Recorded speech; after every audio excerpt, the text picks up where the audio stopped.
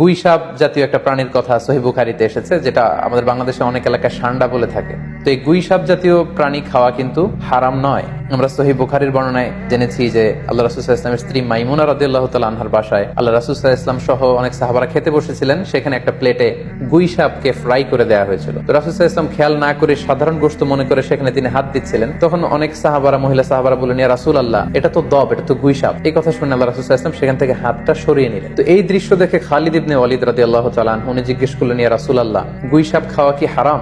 হারামুন আদ-দাব্বু ইয়া রাসূলুল্লাহ, আপনি যে হাত সরিয়ে নিলেন, গুই সাপ খাওয়া কি হারাম? আল্লাহ রাসূল সাল্লাল্লাহু আলাইহি ওয়াসাল্লাম বললেন যে না, গুই সাপ খাওয়া হারাম নয়, তবে আমি এটা খেয়ে অভ্যস্ত নই, আমাদের এলাকাতে এটা পাওয়া যায় না, এজন্য আমি এটা খাচ্ছি। তাহলে বোঝা গেল এক্ষেত্রে এটা রুচির সাথে সম্পৃক্ত। তো গুই সাপ হালাল বলে যে গুই সাপ আমাদেরকে খেতে হবে, সান্ডা আমাদেরকে খেতে হবে, এমন কোনো কথা নেই। আপনার যদি রুচিতে কুলায় আপনি খাবেন, আর রুচিতে যদি না আসে তাহলে আপনি খাবেন না।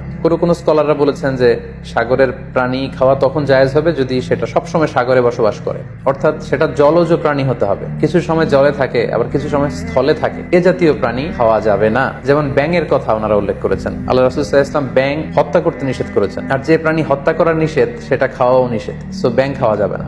এক্ষেত্রে ওনারা কুমিরের কথা উল্লেখ করেছেন, কারণ কুমির পানিতেও থাকে আবার ডাঙ্গাতেও থাকে, আর কুমির হচ্ছে খুবই ফেরোসাস, খুবই হিংস্র প্রকৃতির প্রাণী। সো এটার গোশত খেলে ওইটার একটা অ্যাটিটিউড মানুষের মধ্যেও চলে আসতে পারে। এজন্য শুধু মালিকি মাযহাবে কুমির খাওয়াকে ওনারা অ্যালাউ করেছেন, বাকি সব স্কলাররা কুমির খেতে নিষেধ করেছেন। এক্ষেত্রে আমরা কচ্ছপের কথা উল্লেখ করতে পারি। কচ্ছপ শুধু পানিতেই থাকে না, কচ্ছপ পানিতেও থাকে, আবার কচ্ছপ স্থলেও থাকে। তো এক্ষেত্রেও স্কলাররা কচ্ছপের ব্যাপারে দ্বিমত পোষণ করেছেন। তবে শাফি মাযহাবে কচ্ছপ খাওয়া জায়েজ, তবে সেক্ষেত্রে ওনারা শর্ত আরোপ করেছেন যে এটাকে স্লটার করে, জবাই করে তারপরে কচ্ছপের মাংস খেতে হবে। শামুকের কথা, ঝিনুকের কথা, কাঁকড়ার কথা, সো এগুলো খাওয়া হানাফি স্কুল অফ থটে মাকরু বলা হয়েছে।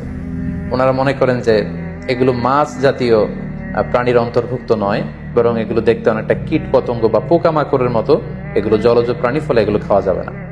তো এক্ষেত্রে এটা রুচির ব্যাপার। আমরা যদি গোটা বিশ্বে দেখি যে মেজরিটি মুসলিম কান্ট্রিতে কাঁকড়া খাওয়া হচ্ছে, অনেক স্কলারদেরকেও আমরা দেখেছি ওনারা কাঁকড়া খাচ্ছেন, ওনারা স্কুইড খাচ্ছেন, অক্টোপাস খাচ্ছেন। তো সেক্ষেত্রে আমাদের রুচিতে যদি ভালো লাগে তাহলে আমরা খেতে পারি। অনুরূপ ভাবে যেহেতু সাগরের মাছ হিসেবে হাঙ্গর মাছ, তিমি মাছের ব্যাপারে অনেকে আমাদের কাছে জানতে চায়, আমরা বলবো যে হাঙ্গর মাছ খাওয়া, তিমি মাছ খাওয়াও হালাল যদি আপনার রুচিতে আসে। হালাল বলেই যে খেতে হবে এমনটা নয়। সেক্ষেত্রে আমরা সহিহ বুখারী এবং মুসলিমের একটা চমৎকার হাদিসের কথা এখানে উল্লেখ করতে পারি।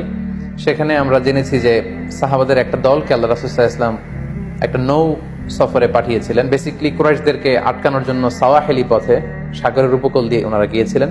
সাথে খাবার ছিল না, খেজুর ছিল, খেজুর শেষ, গাছের পাতা